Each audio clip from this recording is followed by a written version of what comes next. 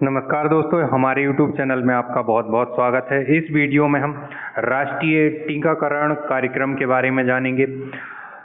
राष्ट्रीय टीकाकरण कार्यक्रम जो अभी हाल ही में महिला सुपरवाइज़र की वैकेंसी आने वाली है मध्य प्रदेश सरकार के द्वारा, तो उसकी एक यूनिट है जिसमें ये प्रोग्राम पूछा जाता है। यूनिवर्सल इम्यूनाइजेशन प्रोग्राम के ऊपर बहुत सारे क्वेश्चंस आते हैं, तो उसी को मद्देनज़र रखते हुए ये वीडियो बनाया गया है, जिसमें वैक्सीनेशन या टीकाकरण के जितने भी आपके पॉइंट हैं, जो भी एग्ज़ाम में क्वेश्चन आए हुए हैं या आने की उम्मीद है, वो सारे फैक्ट इसमें कवर किए गए हैं।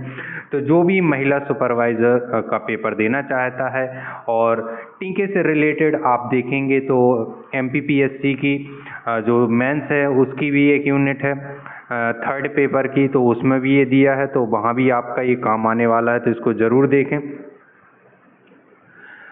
राष्ट्रीय टीकाकरण कार्यक्रम। अब टीका क्या होता है या वैक्सीन क्या होती है? किसी रोग के विरुद्ध प्रतिरोधक क्षमता, उस रोग से लड़ने, उस रोग को खत्म करने की जो क्षमता विकसित करने के लिए जो दवा दी जाती है उसे टीका कहते हैं। यह क्रिया टीकाकरण कहलाती है। तो जो टीका या जो दवा दी जाती है जिसमें उस रोग के विरुद्ध लड़ने की क्षमता पैदा होती है हमारे शरीर में, उसे हम क्या कहते हैं? टीका कहते हैं। और जो टीका लगाने की जो प्रोसेस होती है उसको टीकाकरण कहते हैं। अब टीका एक आप इंजेक्शन के द्वारा लगाते हैं, एक आप ओरल लेते हैं, तो ये दो प्रकार के आपके टीके लेने की प्रोसेस होती है। अब टीके के जनक कौन है? तो एडवर्ड जेनर, जिन्होंने टीके का विकास किया था, बहुत ही प्रचलित, बहुत ही फेमस साइंटिस्ट हैं, अक्सर आपने इनका नाम सुना पढ़ा होगा। अब टीका होते क्या हैं? जैसे BCG टीका जो कि आपके टीबी रोग के लिए, तपेदिक रोग के लिए होता है, कोवैक्सीन जो कि आपके कोविड के लिए है, इस प्रकार के टीके पोलियो के लिए होते हैं और भी बहुत सारे खसरा के लिए होते हैं। तो ऐसे बहुत सारे रोग होते हैं जिनके लिए टीके बनाए गए हैं। अब एक आदर्श टीका क्या होता है? आदर्श टीके से मतलब जो कि बहुत ही अच्छी क्वालिटी का हो, जिससे दूसरे को नुकसान ना हो। उसकी क्या क्या विशेषताएं होनी चाहिए?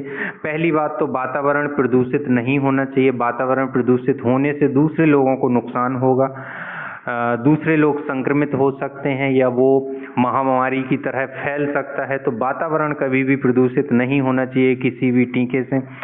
दीर्घकालिक प्रभाव होना चाहिए। जब भी आप किसी चीज़ का एक टीका ले लो तो हो सके लाइफ टाइम, या लाइफ टाइम ना हो तो 10-5 साल के लिए उसका प्रभाव रहना चाहिए। तो ये कहलाता है दीर्घकालिक प्रभाव। या 1-2 डोज या उसका फुल डोज लेने के बाद 2 या 3 बार का वो आपके लाइफ टाइम के लिए चल सके। तो ऐसे आपके लॉन्ग लास्टिंग होने चाहिए टीके। लगाने की विधि जो है कैसी होनी चाहिए? सरल और सस्ती होनी चाहिए, इजी प्रोसेस होनी चाहिए। उसमें बहुत ज़्यादा टेढ़ी मेढ़ी या पैसे वाली, खर्च करने वाली या शरीर को दर्द देने वाली प्रोसेस ना हो। ये टीके सुरक्षित हों, इससे किसी भी प्रकार की शरीर को नुकसान ना होने चाहिए, ये इसका ध्यान रखा जाना चाहिए। प्रतिरक्षा तंत्र क्षतिग्रस्त ना हो। जो आपका इम्यून सिस्टम है जिसे हम मजबूत करने के लिए वो टीका लगा रहे हैं, वो डैमेज नहीं होना चाहिए। यदि वो डैमेज होगा तो शरीर आपका वीक हो जाएगा और आप उस रोग से आपकी जान भी जा सकती है। तो ये सारी बेसिक चीज़ें हैं जो कि एक आदर्श टीके में होती हैं। अब एक टीका बनाने के लिए 4 सामग्रियों की ज़रूरत होती है। इन 4 सामग्रियों से मिलके एक टीका बनता है। जैसे आप देखेंगे एंटीजन। अब एंटीजन क्या है? एंटीजन जो होता है कोई भी पदार्थ जो हमारे इम्यून सिस्टम को मजबूत करता है, उस रोग के प्रति लड़ने की क्षमता विकसित करता है, प्रेरित करता है, तो उसे एंटीजन कहते हैं। मान लो आपको कोरोना हुआ है, तो कोरोना वायरस के खिलाफ लड़ने की जो प्रतिक्रिया या उसके एंटीबॉडी बनाने के लिए जो प्रेरित करता है उसे एंटीजन कहते हैं। हमारे शरीर में एंटीबॉडी खुद बनती हैं और वो ही हमारे रोगों से लड़ने का काम करती हैं। लड़ने का काम एंटीबॉडी करती हैं, ना कि एंटीजन। एंटीजन का काम होता है एंटीबॉडी को बनाना और उनको उस रोग से लड़ने के लिए प्रेरित करना। तो ये हो जाती है हमारी एंटीजन, जो कि हर एक वैक्सीन में होती हैं। उसके बाद एडजुवेंट्स। अब एडजुवेंट्स क्या होते हैं?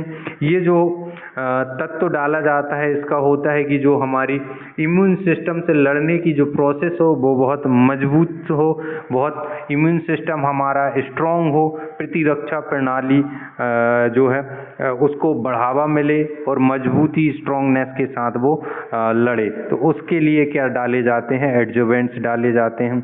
स्टेबलाइजर क्या होते हैं, ये जो हम स्टोर करते हैं टीके को, एक जगह से दूसरी जगह ले जाते हैं, उस दौरान ये टीके को सुरक्षित रखते हैं, किसी भी प्रकार की उसमें कोई फंगस कवक इस प्रकार का या चीज़ें ना हो, तो उसके लिए ये बनाए जाते हैं स्टेबलाइजर।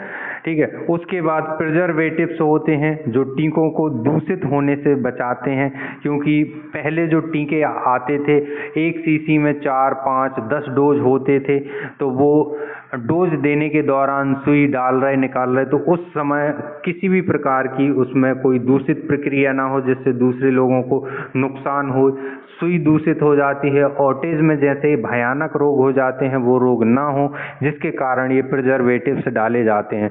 लेकिन आजकल सरकारें सिंगल डोज जो वैक्सीन आ रही हैं शीशी में एक ही डोज रहता है, तो उसमें प्रिजर्वेटिव्स की उतनी ज़रूरत नहीं पड़ती है। तो ये 4 सामग्रियां होती हैं जो एक टीके को बनाती हैं, वैक्सीन को तैयार करती हैं।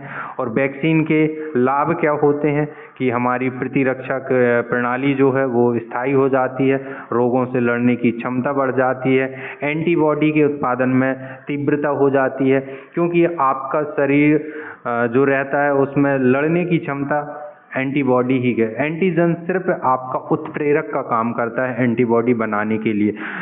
किसी भी रोग से लड़ने का पूरा काम या पूरी जिम्मेदारी एंटीबॉडी की ही होती है।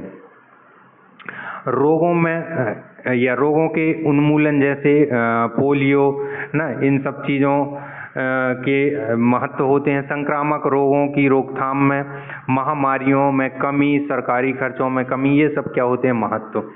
तो ये आपके लाभ हो गए। अब भारत में टीकाकरण की स्थिति क्या है, तो बहुत ही भयानक है। 5 लाख बच्चे टीकाकरण से ठीक होने वाली बीमारियों के चलते हर साल दम तोड़ देते हैं। लगभग 5 लाख बच्चे जो कि बीमारियों से ठीक हो सकते हैं, टीकाकरण के बाद सही हो सकते हैं, लेकिन उनको वो वैक्सीनेशन, वो टीका नहीं मिलता, जिसके कारण वो हर साल दम तोड़ देते हैं। प्रत्येक वर्ष 30% बच्चे पूर्ण टीकाकरण से वंचित रह जाते हैं। पूर्ण टीकाकरण जिसमें सरकार का एक प्रोग्राम चलाया जाता है जिसमें 8, अभी लगभग 12 टीके हो गए हैं। वो 12 टीके आपके जन्म से लेके 1.5-2 साल तक दिए जाते हैं, वो पूर्ण टीकाकरण कहलाता है।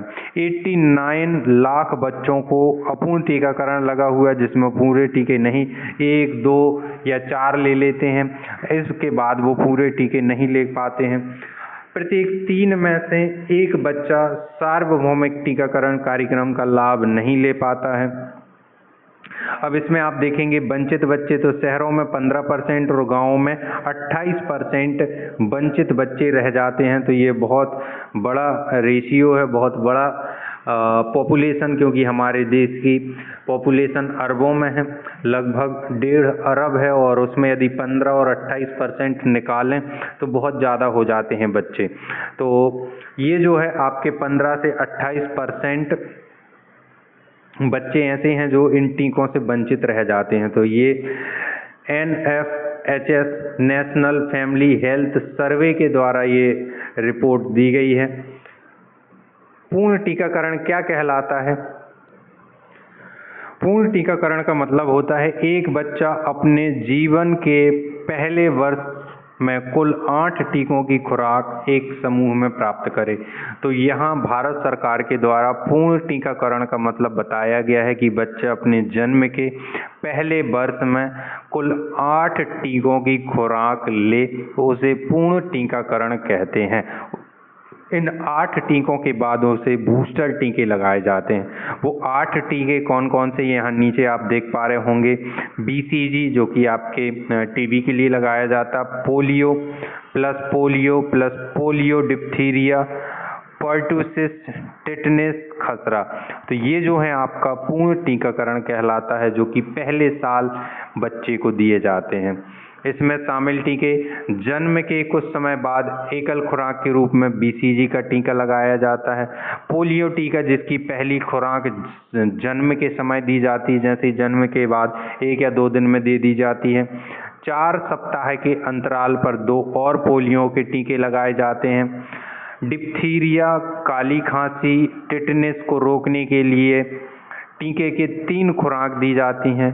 खसरे के टीके की 1 खुराक दी जाती है। तो ये इन सब चीज़ों को मिला के पूर्ण टीकाकरण कहा जाता है, जो कि पहले साल, जन्म के पहले साल दिए जाते। तो ये 8 टीके होते हैं, 8 खुराक होती हैं, तो इन्हें ज़रूर याद रखें। अब टीके के प्रकार, एक सक्रिय एक्टिव टीके होते हैं, एक निष्क्रिय जो हमारे टीके या वैक्सीन बनती है, एक एक्टिव होती है और एक डीएक्टिव। अब एक्टिव, इसमें किसी रोगाणु के कमजोर अथवा क्षीण रूप का उपयोग किया जाता है। मान लो आपको पोलियो रोग हुआ, पोलियो क्योंकि सक्रिय टीके की कैटेगरी में आता है। पोलियो के जो वायरस होते हैं वो इस टीके की दवाई में कुछ मात्रा में मिला दिए जाते हैं, बहुत ही वीक वायरस, जो कि मरा हुआ मात्र 5 से या 2 से 3% जिंदा है या 5% जिंदा है, 95-98% तक उस वायरस को मार दिया गया है। तो उस वायरस को इस टीके में डाला जाता है और फिर हमारे शरीर में इंजेक्ट किया जाता है। जब वो हमारे शरीर में जाता है तो उससे जो है शरीर को दिक्कत होती है, फिर हमारे शरीर में एंटीजन के माध्यम से एंटीबॉडी जनरेट होती हैं और वो एंटीबॉडी इस वायरस को मारती हैं। तो वो एक प्रोसेस सीख लेती हैं कि इस प्रकार का जो वायरस आएगा हमें कैसे अपनी एंटीबॉडी जनरेट करनी है और कैसे इन वायरसों को मारना है। तो इस प्रकार के जो टीके होते हैं जिसमें उस रोग के विषाणु बहुत ही कम मात्रा में या बहुत ही हल्के मरे हुए डाले जाते हैं, उसको सक्रिय टीके कहा जाता है। जैसे पोलियो, टीबी, इन सब चीज़ों में सक्रिय टीके। तो इसीलिए इन टीकों की जो दवा होती है जितनी मात्रा में बताई जाती है उतनी मात्रा में ही पीनी या पिलानी चाहिए। अत्यधिक मात्रा में आप यदि पिलाओगे तो वायरस ज़्यादा आपकी बॉडी में चले जाएंगे, जिससे वो जीवित होके आपके शरीर के या इम्यून सिस्टम को डिस्ट्रॉय कर सकते हैं, आपकी जान भी जा सकती है। तो कई बार आपने देखा होगा पोलियो की जो दवा 2 बूंद होती है, कई पेरेंट्स क्या करते हैं कि 2 की जगह 10 बूंद पिला दें कि हमारे बच्चे को ये रोग ना हो, उससे नुकसान होता है। अत्यधिक दवा पिलाने से भी आपके बच्चे को पोलियो हो सकता है। ऐसे बहुत सारे केस हुए हैं भारत में। उसी प्रकार से जितने भी सक्रिय टीके होते हैं उन सभी में मरे हुए वायरस या 5% तक जिंदा वायरस डाले जाते हैं। ठीक है, तो वो परसेंट वो अलग ही डिपेंड रहता है कि कितने % उनको जीवित रखना है, वो रोग के ऊपर रहता है। आप 1 से 10-15% तक मान लीजिए कि उतनी उनमें जान रहती, बाकी उनको डीएक्टिव कर दिया जाता है। अब उसके बाद दूसरे होते हैं निष्क्रिय टीके। इसमें रोगजनक को रसायन और ऊष्मा, जिसमें दवाइयाँ और हीट दी जाती है, जिसके माध्यम से आपकी बॉडी में जो वायरस हैं जब बहुत ज़्यादा हीट जाएगी तो वो उनकी जो प्रजनन या बनने की क्षमता या कार्य करने की क्षमता वो क्या हो जाती, खत्म हो जाती है।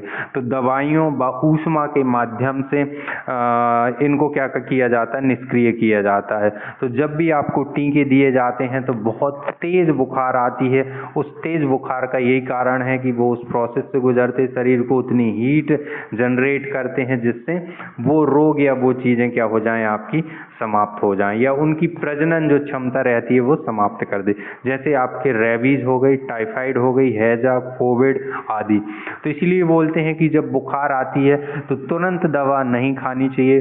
बुखार आए, आपकी बॉडी में वो टेम्परेचर बने, उतना टेम्परेचर जितना आप सह पाएं। ऐसा नहीं कि आपके बॉडी को 104, 108, 10 बुखार आ गई और आप दवा नहीं खा रहे या डॉक्टर को नहीं दिखा रहे। लेकिन आपको यदि हल्की फुल्की बुखार है तो बिना दवा के आपको बॉडी को वो हीट लानी चाहिए, जिससे आपके शरीर में जितने भी रोगाणु हैं, जितने भी आपके वायरस, विषाणु, कवक हैं, वो क्या हो जाएं, मर जाएं, खत्म हो जाएं।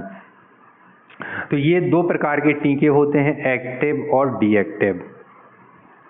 उसके बाद अपन देखते हैं कि विभिन्न बीमारियों के टीके, तो बहुत सारे टीके होते हैं। यहाँ मैंने कुछ एग्जाम्पल लिए हुए हैं, जैसे टीबी के लिए बीसीजी का, बीसीजी में का फुल फॉर्म बैसिलस कोमेट ग्वेरिन, तो ये जो है फुल फॉर्म भी पूछे जाते हैं। किस रोग के लिए कौन सा टीका, कौन सी दवा, कौन सा टेस्ट लिया जाता है, तो ये भी आप जनरल अवेयरनेस, जनरल नॉलेज के अंतर्गत जरूर देखें। Polio, OPV oral polio vaccine, measles जो कि खसरा, इसे रूबेला वैक्सीन के नाम से जाना जाता है। कोरोना के लिए कोविशील्ड, कोवैक्सीन, इस टाइप के टीके बनाए गए हैं। तो ये जो है टीकों के कुछ नाम हैं। राष्ट्रीय टीकाकरण दिवस 16 मार्च को मनाया जाता है। अब यहाँ आपके काम का है सार्वभौमिक टीकाकरण कार्यक्रम, universal immunisation programme, UPI. UIP, तो यूआईपी जो है यूनिवर्सल इम्यूनाइजेशन प्रोग्राम, ये 1978 में स्वास्थ्य और परिवार कल्याण मंत्रालय के द्वारा शुरू की गई थी। अब एक्सपेक्टेड प्रोग्राम ऑफ इम्यूनाइजेशन के रूप में इसे शुरू किया गया था, लेकिन 1985 में इस कार्यक्रम का नाम बदल के सार्वभौमिक टीकाकरण कार्यक्रम यूआईपी रख दिया गया, यूनिवर्सल इम्यूनाइजेशन प्रोग्राम। तो ये जरूर याद रखें कि जो सार्वभौमिक टीकाकरण कार्यक्रम है कब का है, 1978 का है। स्वास्थ्य और परिवार कल्याण मंत्रालय के द्वारा किया गया था और शुरू में एक्सपेक्टेड प्रोग्राम ऑफ इम्यूनाइजेशन नाम रखा था, लेकिन 1985 में इसका नाम क्या कर दिया, बदल दिया गया। अब इसका स्वरूप क्या था, यह है सार्वभौमिक, अर्थात शिशु, बच्चे और गर्भवती महिलाओं आदि सभी का पूर्ण टीकाकरण जो कि रेगुलर चलता है। अब इसमें जैसे कोरोना जैसे वैक्सीन हो गई, ये इस टाइप की बीमारी हमेशा नहीं रहती, कभी कभार आती हैं, तो उसको इसमें नहीं रखा क्योंकि अनएक्सपेक्टेड वायरस बीमारियां हैं, तो उसके तहत या इसके तहत उन बीमारियों को कवर या उन लोगों को कवर नहीं किया। तो शिशु जिनको पहले साल हमने देखा कि पूर्ण टीकाकरण करना रहता है बच्चों को, उसके बाद जो आप देखेंगे 1 साल के बाद से लेके भी 2.5 साल तक उनको टीके दिए जाते बूस्टर, और गर्भवती महिलाओं को दिए जाते। तो इन सभी का पूर्ण टीकाकरण करना इसका उद्देश्य है। अब टीकाकरण में गति लाना, यूआईपी में आप देखेंगे यूआईपी का उद्देश्य क्या है, तो टीकाकरण में गति लाना, टीकाकरण में आत्मनिर्भरता प्राप्त करना, कार्यों की निगरानी हेतु जिलेवार प्रणाली का निर्माण करना और सेवाओं की गुणवत्ता में सुधार करना, ये जो है उद्देश्य हैं। अब इस कार्यक्रम के तहत कौन कौन से टीके दिए जाते हैं, तो बीसीजी बैसिलस कालमेट ग्यूरिन, ये जो है टीबी से बचाने के लिए प्रदान किया जाता है, और इसका समय हमने देखा जन्म पर या 1 वर्ष तक दिया जाता है। ओपीवी जो कि आपके पोलियो के लिए ओरल वैक्सीन है, ओरल पोलियो वैक्सीन ओपीवी। अब यह बच्चों को पोलियो मेलाइटिस से बचाता है, जो कि वायरस कहलाता है पोलियो का कौन सा, पोलियो मेलाइटिस, और समय जन्म के समय दिया जाता है, जिसे 0 खुराक कहा जाता है। फिर 3 खुराक और दी जाती हैं, 6वें सप्ताह, 10वें और 14वें। तो ये 6वें, 10वें और 14वें सप्ताह में ये खुराक दी जाती हैं। उसके बाद बूस्टर डोज आप देखेंगे 16वें से 24 महीने की उम्र में दी जाती है, और इसे ओपीवी मतलब आप देखेंगे मुख के द्वारा इसे ओरल पिलाया जाता है। तो ये हो गए आपके 2 टीके इस कार्यक्रम के तहत। फिर आप देखेंगे हेपेटाइटिस बी, यह जो है हेपेटाइटिस बी वायरस के संक्रमण से बचाता है।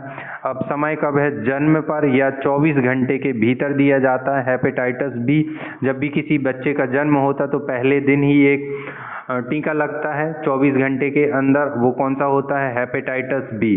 फिर पेंटावेलेट वैक्सीन, अब ये जो है 5 रोगों के लिए काम करता, पेंटा आपने देखा होगा, हेक्सा, ट्रायंगल ना, हेक्सा, ये जो है नाम है। तो है पेंटा आपके 5 चीज़ों के लिए, पेंटा, हेक्सा, सेप्टा, ऑक्टा, है ना, डेका, ये रासायनिक नाम आपने पढ़े होंगे बेंजामिन जब आपने पढ़ा होगा। तो 5 वाले को पेंटा कहा जाता है। तो 5 रोगों जैसे diphtheria, tetanus, pertussis, haemophilia, influenza type B, तो ये जो आप 5 हैं, इन 5 रोगों के लिए पेंटावेलेट वैक्सीन बनाई गई है, जो कि हेपेटाइटिस बी से बच्चों को बचाने हेतु भी रहती है। तो ये जो है आपका पेंटावेलेंट वैक्सीन हो गई। समय 3 खुराक इसकी 6, 10 और 14वें सप्ताह में दी जाती है। फिर उसके बाद आप देखेंगे रोटा वायरस। रोटा वायरस ये डायरिया के खिलाफ, जब बच्चों को अत्यधिक उल्टी दस्त होती हैं तो डायरिया हो जाता है, तो डायरिया के खिलाफ शिशुओं और बच्चों को सुरक्षा प्रदान करता है। अब इसका समय कब रहता है? 3 खुराक वही 6, 10, 14वें सप्ताह में, 1.5 माह आप देखेंगे, है ना, और दूसरे लगभग 2 माह में और 2.5 माह में, है ना, ऐसे करके दिया जाता है।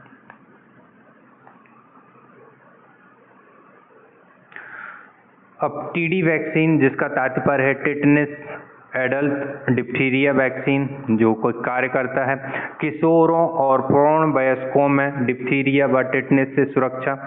समय कब? 10 से 16 वर्ष की आयु में किशोर तथा गर्भवती महिलाओं को ये लगाई जाती है टीडी वैक्सीन, तो इसको भी याद रखें। फिर मीजल्स खसरा वैक्सीन, कार्य क्या है? बच्चों को खसरा नामक रोग से बचाना। समय पहली खुराक 1 महीना पूरे होने से 12 माह तक। जेई टीकाकरण, जिसे जापानी इन्फ्लेलाइटिस कहा जाता है, इंसेफेलाइटिस, जेई जैसे शॉर्ट फॉर्म में बोलते हैं जेई। अब जेई रोग के खिलाफ सुरक्षा प्रदान करता है। समय कब होती है? इसकी 2 खुराक दी जाती हैं, पहला 9 महीने पूरा होने पर और एक जो है बूस्टर डोज। अब डीपीटी ये बूस्टर हो गया, यह बच्चों को डिप्थीरिया, टिटनेस और पर्टूसिस से बचाती है। 16 से 24 माह की उम्र में ये बूस्टर डोज लगने लगे, या पहले डोज आप देख चुके लग गए, उसके बाद दूसरे डोज जो होते हैं उन्हें बूस्टर डोज कहा जाता है। डीपीटी पहली बूस्टर खुराक कहते हैं। डीपीटी की दूसरी बूस्टर खुराक 5 से 6 वर्ष की उम्र में दी जाती है। तो ये जो है आपके प्रमुख यूआईपी के तहत जो टीके लगाए जाते हैं वो टीके हमने देखे। अब मिशन इंद्रधनुष को देखें, ये भी आपके उसी प्रोग्राम के तहत किया जाता है।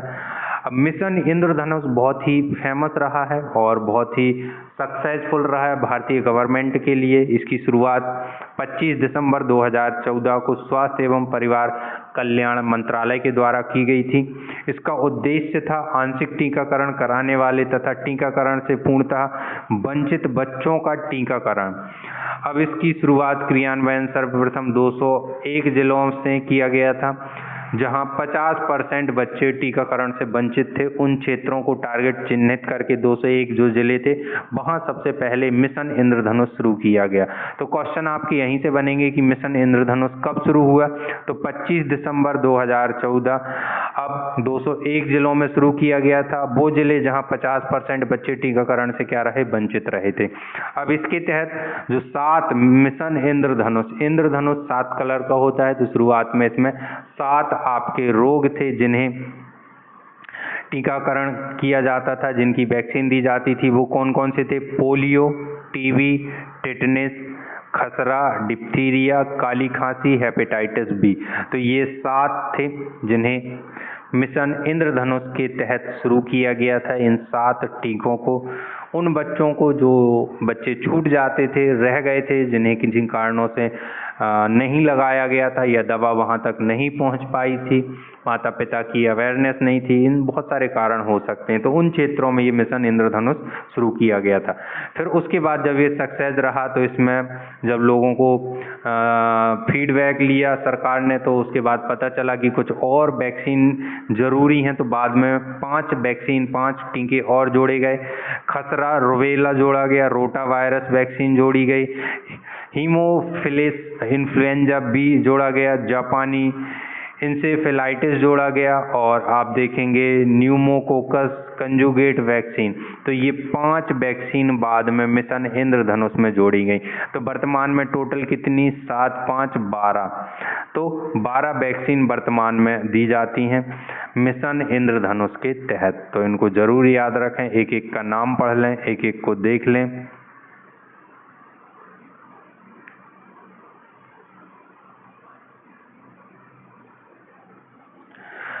फिर उसके बाद सघन मिशन इंद्रधनुष प्रथम, ये 2017 में शुरू किया गया और उन क्षेत्रों पर अधिक ध्यान दिया गया जो मिशन इंद्रधनुष के तहत छूट गए थे। 2014 में जो शुरू किया गया था, 201 जो जिले थे उनमें जो छूट गए थे, उसके तहत 2018 तक 90% से अधिक पूर्ण टीकाकरण सुनिश्चित करना था। फिर उसके बाद सघन मिशन इंद्रधनुष 2.0 ये 2019-20 में प्रारंभ किया गया और इसमें कुल 772 जिलों में पूर्ण टीकाकरण कवरेज का लक्ष्य रखा गया और इसके तहत 2022 तक कम से कम 90% अखिल भारतीय टीकाकरण कवरेज को हासिल किया गया। फिर उसके बाद सघन मिशन इंद्रधनुष 3 शुरू किया गया, जिसका उद्देश्य कितने जिलों में, 250 जिलों में आयोजित कराया जाना था। और इसका प्रमुख उद्देश्य क्या था कि प्रव्रजन और दूर दराज के क्षेत्रों में जो महामारी के दौरान, मान लो कोरोना काल के दौरान टीके से वंचित रह गए, उन तक वो दवा फिर से पहुंचाना। तो ये सघन मिशन इंद्रधनुष था 3.0। राष्ट्रीय टीकाकरण दिवस कब मनाया जाता है, तो 16 मार्च को मनाया जाता है। 2024 में भी 16 मार्च को मनाया गया। इसका उद्देश्य सार्वजनिक स्वास्थ्य के प्रति लोगों की सामूहिक प्रतिबद्धता के लिए एक महत्वपूर्ण आयोजन कराना, ताकि लोग ज़्यादा से ज़्यादा जागरूक हो सकें, प्रतिबद्ध हो सकें कि बच्चों को टीके लगाना है, बहुत ज़रूरी है टीके, अवेयरनेस फैलाना, ये सारी चीज़ें होती हैं। 2024 का जो टीकाकरण या जो दिवस था, इसकी थीम था टीके सभी के लिए काम करते हैं। राष्ट्रीय टीकाकरण का जो शुरुआत की गई 1995 से शुरुआत की गई थी राष्ट्रीय टीकाकरण दिवस की, क्योंकि इसी वर्ष सरकार ने देश से पोलियो उन्मूलन के उद्देश्य से पहली बार पल्स पोलियो टीकाकरण कार्यक्रम की शुरुआत की थी। तो इसे जरूर पढ़ें। अब यूआईपी के तहत जो यूनिवर्सल इम्यूनाइजेशन प्रोग्राम था, उसके तहत कौन कौन सी उपलब्धियां हैं अभी तक भारत सरकार के पास, तो उनको देख लेते हैं। तो 1978 में इस कार्यक्रम की शुरुआत की गई थी स्वास्थ्य कल्याण परिवार मंत्रालय के द्वारा, और टीकाकरण का विस्तारित कार्यक्रम जिसमें बीसीजी, डीपीटी, पीवी, टाइफाइड जैसे टीकों को शहरी क्षेत्र में शुरू किया गया था 1978 में। 1983 में फिर गर्भवती महिलाओं के लिए टीटी वैक्सीन, टिटनेस की वैक्सीन की शुरू की गई थी। कब, 1983 में। तो ये आपको ईयर बाय ईयर बताए जा रहे हैं, एग्जाम में आपके कुछ भी पूछा जा सकता है, एक यूनिट है, तो आप जरूर पढ़ें। उसके बाद 1985 यूनिवर्सल टीकाकरण कार्यक्रम, जिसके तहत खसरे को शामिल किया गया। खसरा जो रोग होता है, टाइफाइड को हटा दिया गया। 1 वर्ष से कम आयु के बच्चों पर ध्यान केंद्रित किया गया। फिर 1990 में विटामिन ए पूरक कार्यक्रम चलाया गया, क्योंकि विटामिन ए की कमी से बहुत सारे रोग हो रहे थे, आंखों में रतौंधी जैसे रोग हो रहे थे, आंखों वाले रोग हो रहे थे, तो विटामिन ए पूरक कार्यक्रम चलाया गया। फिर इसके तहत गोलियां बांटी गई थी। फिर 1995 में राष्ट्रीय पोलियो टीकाकरण दिवस की शुरुआत की। 1997 में यूआईपी में टीकों में बीबीएम को पेश किया गया। 2002 में आप देखेंगे राष्ट्रीय ग्रामीण स्वास्थ्य मिशन का शुभारंभ किया गया। तो इसी टाइप के क्वेश्चन की राष्ट्रीय ग्रामीण स्वास्थ्य मिशन कब शुरू हुआ, तो ये 2002 में आप देखेंगे। स्वतः अक्षम ऑटो डिसेबल एडी सिरिंज को यूआईपी में शामिल किया गया। फिर 2006 स्थानिक जिलों में अभियानों के बाद जेई टीकाकरण को प्रस्तुत किया गया। 2007-08 में हेपेटाइटिस बी के टीके को 10 राज्यों के सभी जिलों में प्रसारित किया गया। इसके शेड्यूल को 3 खुराक से 4 खुराक में संशोधित किया गया। 2010 में आप देखेंगे आरआई और एमसीयूपी 24 राज्यों में खसरे की दूसरी खुराक को प्रस्तुत किया गया। फिर 2011 में हेपेटाइटिस बी के टीके को बढ़ाया गया। 2013 में पेंटावेलेट को 9 राज्यों में प्रसारित किया गया, जिसमें 5 टीकों को मिला के खुराक बनाई गई। जेई टीका की दूसरी खुराक का वितरण प्रारंभ किया गया। 2014 में भारत और दक्षिण पूर्वी एशिया को पोलियो मुक्त प्रमाणित किया गया। तो ये क्वेश्चन कई बार पूछा गया है कि भारत और दक्षिण पूर्व एशिया को पोलियो मुक्त कब 2014 में मिला था WHO के द्वारा। 2015 क्योंकि भारत में आखिरी केस 2011 में पाया गया था पश्चिम बंगाल में। उसके बाद 2016 में कुछ केस आए थे, लेकिन उन्हें भारत सरकार के द्वारा दबाया गया और फिर पोलियो प्रोग्राम फिर से शुरू किया गया था। 2015 में मातृ और नवजात टेटनस उन्मूलन के लिए मान्य प्रोग्राम शुरू किया गया। 2016 में 4 राज्यों में रोटा वायरस टीके के प्रथम चरण को प्रारंभ किया गया। तो ऐसे जो हैं UIP के तहत भारत सरकार ने समय समय पर प्रोग्राम टीके शुरू किए। किन टीकों को बूस्टर डोज में बढ़ाना है, बदलना है, किन टीकों को दूसरे तीसरे खुराक की ज़रूरत है, ये भी भारत सरकार ने डिसाइड किया।